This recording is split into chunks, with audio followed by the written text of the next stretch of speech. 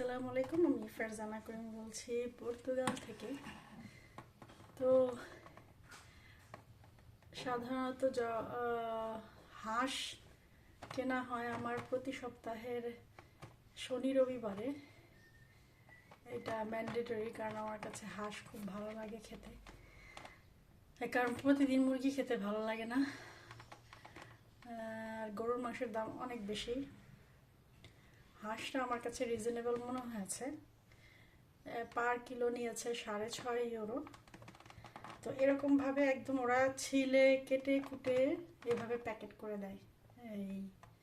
এটা আমি কিনেছি পিঙ্গোদোস থেকে। তো 2 কিলো নিয়েছে, 2 কেজি নিয়েছে হচ্ছে 13 ইউরো।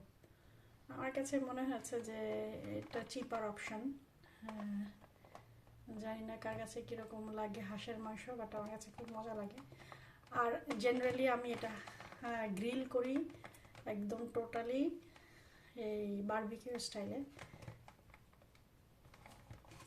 তো ওরা এই পর্তুগিজ ভাষায় এটাকে বলে পাতো, আর আমরা বলি হাঁস। আমি আজকে রান্না করব হচ্ছে আখোস দি পাতো। আখোস পর্তুগিজ ভাষায় হচ্ছে রাইস, এটার মিনিং। দেখা যাক। আমার কাছে এই জিনিসটা ভালো লাগে। জেনারেলি বাংলাদেশে হাঁস কিনলে সেটার কাটাকুটির ঝামেলা থাকে, বাট এখানে একদম মানে কেটে প্যাকেজ করে দিয়ে টোটাল প্যাকেট।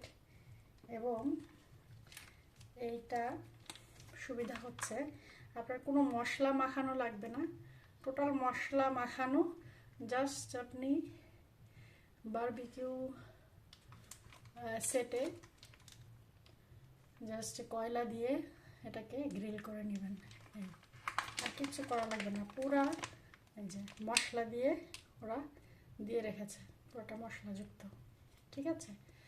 সো আমার কাছে মনে হচ্ছে এটা একটা ইজি হ্যাক, যে আপনার কাটাও লাগছে না, ধোয়াও লাগছে না। ওরা কেটে ধুয়ে মশলা মাখিয়ে দিয়ে দিয়েছে, আপনি শুধু বারবিকিউ করে খাবেন, বাস হয়ে গেল। আজকে আমি আস্ত হাঁসটা খাবো। কে কে হাঁস পছন্দ করেন কমেন্টে জানান। তো পুরো হাঁসটা আমি হাঁসের প্যাকেট থেকে বের করে নিয়েছি, এবং এই পুরো যে বাটার এবং অন্যান্য মশলা এগুলো সবই হচ্ছে রেডিমেড। আপনি জাস্ট হচ্ছে প্যাকেট থেকে বের করে নিয়ে হাঁসটা এই গ্রিলে বসাই দিবেন, দ্যাটস অল। তো আমি এটা মাটির চুলায় বা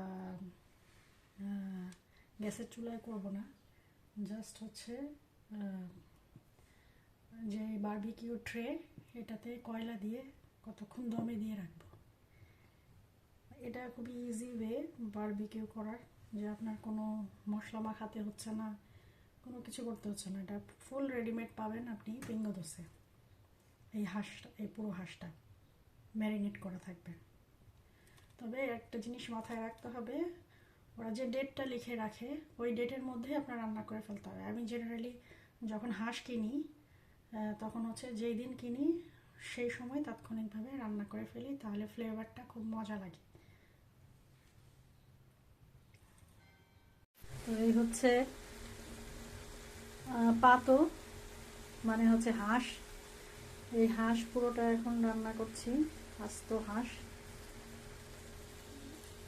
এই কাঠ দিয়ে।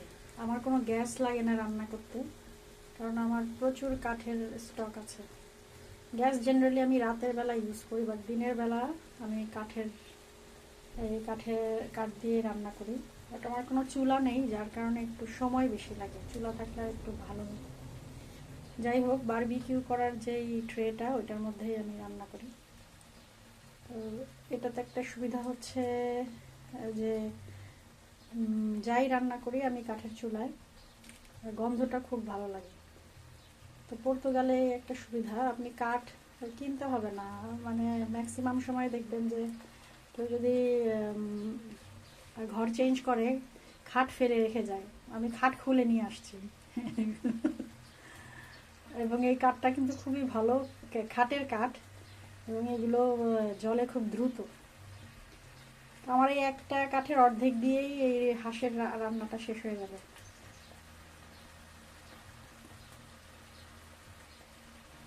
আমার পুরো হাঁসটার, আস্ত হাঁসের মাংসগুলো এত নরম হয়ে গেছে, একদম ছুটে ছুটে যাচ্ছে।